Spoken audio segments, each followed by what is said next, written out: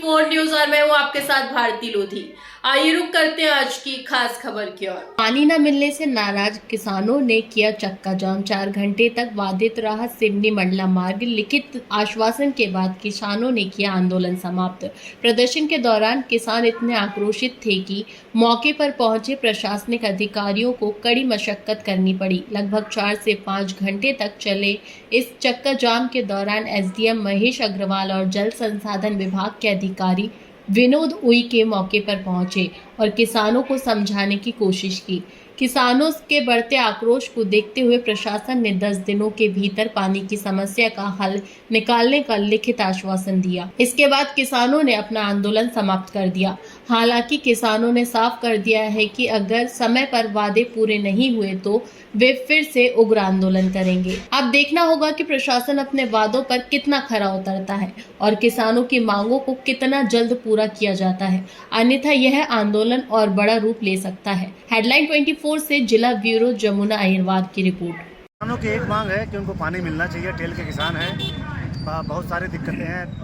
उन दिक्कतों को हम दूर करने के लिए पेट्रोलिंग करेंगे और प्रयास करेंगे कि जब तक पानी हमारे पास उपलब्ध है हम लगातार टेल के किसानों को या चाहे कोई भी किसान पानी हम उपलब्ध कराएंगे। जो हमारा शेड्यूल है तो पानी उपलब्ध कराएंगे। अभी किसानों का आंदोलन अभी जारी है, समाप्त हो गया है। उन लोगों ने आभार प्रदर्शन करके समाप्त कर दिया है और मैंने भी आश्वासन दिया है उनको और अपने डी साहब ने भी आश्वासन दिया है और किसान भाइयों ने अपना हड़ताल समाप्त कर दिया। आज का जो आंदोलन था ये हमारी भीमगढ़ नहर की आरबीसी के टेल क्षेत्र में पानी को लेकर था। तो उसके अनुसार हमने करीब 3 दिन पहले अपने रोस्टर के मुताबिक टेल क्षेत्र के लिए पानी प्रवाहित किया है और अभी तक हमारा ग्राम परास पानी तरीका में पानी पहुंच गया है और हम लगातार उसकी मॉनिटरिंग करते हुए जो टेल क्षेत्र के जो ग्राम हैं उसमें हम पानी उपलब्ध करवा रहे हैं और आसमानों में थे कि लगभग 10 से 15 दिन में हम पूरे टेल क्षेत्र में पानी चाहिए तो उपलब्ध करवा दें। बिल्कुल उसमें देखें और एक प्रकार से गारंटी भी देता हूँ कि लगातार जब तक हमारे बांध में पानी है हम पूरा पानी किसानों को उपलब्ध करवाएंगे और लगातार स्वयं उसकी मॉनिटरिंग कर रहा हूँ अपनी टीम के साथ में। लास्ट नाइट में भी मैंने पूरा 468 से लेकर नीचे परास पानी तक भ्रमण किया है और आज भी वही हमारा होगा लगातार। मतलब जब तक हमारे अंतिम पानी बचा हुआ है किसानों को पर्याप्त पानी आप देंगे। स्थायी समाधान वाला सवाल मेरे से किए। देखिए यहाँ पर विभाग खुद कहता है, अब हमें तो नहीं पता कि इसका जो कमांड एरिया है संजय सरोवर परियोजना का वो 36,000 हेक्टेयर का है और वही खुद कहता है कि चूंकि हम सिंचाई आज 70 से 72,000 हेक्टेयर में कर रहे हैं। अब जो लेकिन नहरों की कैपेसिटी उतनी नहीं है। जैसे हम कहें कि एक क्षेत्र नहर का TLBC है और एक LBC है, एक RBC है। LBC में उनका कहना है कि हमारी जो निर्धारित क्षमता है वो 450 क्यूसिक की है। हम 600 चलाते हैं, इसके बाद भी किसानों को पानी टाइम से नहीं पहुंचता है टेल क्षेत्र में। RBC है, RBC की निर्धारित क्षमता 600 क्यूसिक की है। यहाँ पे कहते हैं कि हम 800 चलाते हैं फिर भी पानी टेल तक समय से नहीं पहुँचता है। तो असल में यहाँ जो है एक तकनीकी समस्या है कि एक है कमांड क्षेत्र 36,000 हेक्टेयर और 36,000 हेक्टेयर आउट ऑफ कमांड क्षेत्र है। अब नहरें उसी हिसाब से डिज़ाइन है। चूँकि अब हम देख रहे हैं कि अब सुन रहे हैं कि अब इन नहरों का सीमेंटीकरण होना है, तो सीमेंटीकरण होगा तो विभाग की जानकारी के अनुसार वो कहते हैं कि हम इसी कमांड एरिया के जितना 36,000 हेक्टेयर है उसी डिज़ाइन की हम नहरें बना सकते हैं। उसका सीमेंटीकरण भी इधर 600 क्यूसिक और उधर 450 क्यूसिक की होगा। लेकिन हम अनुमान से कह सकते हैं कि यदि RBC में जो क्षमता है वो 1300-1400 क्यूसिक कर दी जाए और LBC में लगभग 800-900 क्यूसिक क्षमता कर दी जाए नहरों की, तो पानी हेड से लेकर टेल तक बढ़िया तरीके से चलता रहेगा।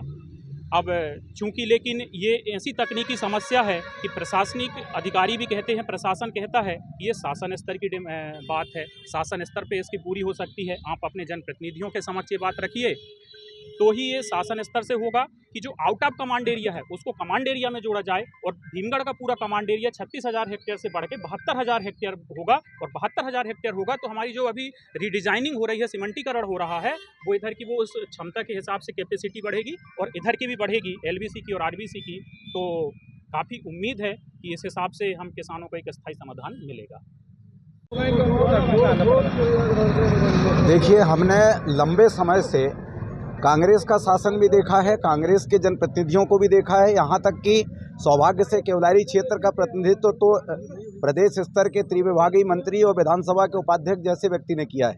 इसके बावजूद भी किसान की ये जो मूल समस्या पानी की है, इसको लेकर के संजीदगी और गंभीरता किसी भी पार्टी के प्रतिनिधि के अंदर देखने को नहीं मिली है।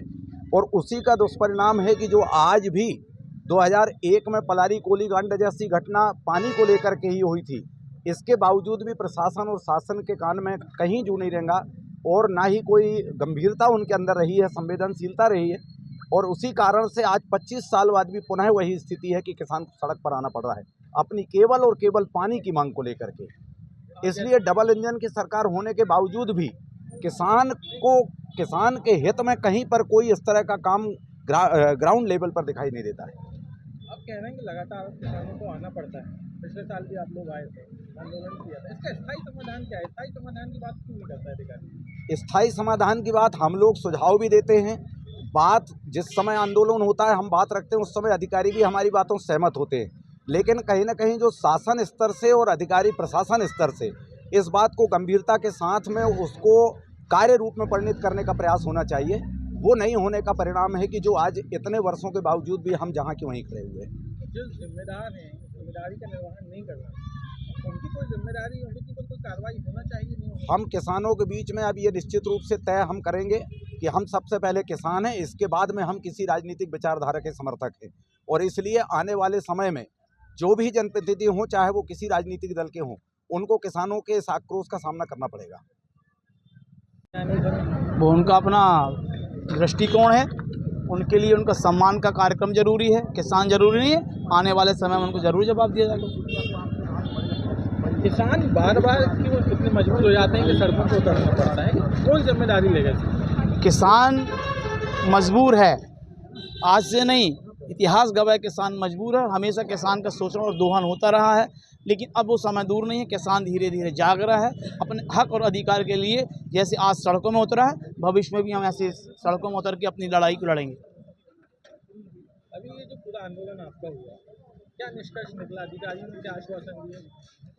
माननीय SDM महोदय ने आश्वासन दिए कि 2 दिन के अंदर हम तेल के क्षेत्र में पानी पहुंचा देंगे। अगर वो उनके आश्वासन पे खरे नहीं उतरते, उनका आश्वासन पूरा नहीं कर पाते, अगला हमारा इससे भी बृहत और बड़ा आंदोलन योजना हमारी है। इसमें SDM ऑफिस का घेराव करेंगे, इरिगेशन का घेराव करेंगे और जो हमसे बनता है, जो जो ज़रूरी कदम उठाएंगे, हमें पानी चाहिए, उसके लिए जो हमको भी प्रयास करना वो करेंगे। किसानों की मूल समस्या जो है वो किसानों के खेत तक पानी पहुंच नहीं रहा है। सिंचाई विभाग के कुप्रबंधन के चलते, चूँकि जितना अमला उनके पास होना चाहिए था वो है नहीं। डैम में पर्याप्त पानी है, उसके बाद भी इनके द्वारा किसानों के खेतों तक पानी नहीं पहुंचाया जा रहा है। इस बात को लेकर किसान आक्रोशित हैं और किसान आज सड़कों पे आ गए। चूँकि किसान के सामने जीने मरने का प्रश्न खड़ा हो गया है, फसलें सूखने लगी हैं। अगर आज माचिस फेंक दी जाए तो फसल में आग लग जाएगी, जबकि आज तो हरी भरी होना था फसलें। तो पानी की कमी के कारण जो कुप्रबंधन है उसके विरोध में किसान आज सड़कों में उतरा था। और सिंचाई विभाग के आला अधिकारियों के द्वारा, अनुविभागीय अधिकारी राजस्व के द्वारा यह कहा गया कि टेल क्षेत्र में हम आने वाले 8 से 10 दिनों के अंदर जामुन पानी संस्था हो, चाहे केवलारी माइनर हो या और भी आगे की जो संस्थाएं हैं, उनमें पानी पहुंचा दिया जाएगा। अगर पानी नहीं पहुंचता है तो अपना आगे कदम क्या रहेगा? अगर समय पे उन्होंने जो समय सीमा तय किया है और पानी नहीं पहुंचाया जाता, तो ऐसी स्थिति में जल संसाधन विभाग के कार्यालय का घेराव किया जाएगा और सिवनी जाकर भी उग्र प्रदर्शन किया जाएगा। फिलहाल के लिए इस खास खबर में इतना ही। देश विदेश की तमाम बड़ी खबरों को जानने के लिए देखते रहें हेडलाइन 24 न्यूज। नमस्कार।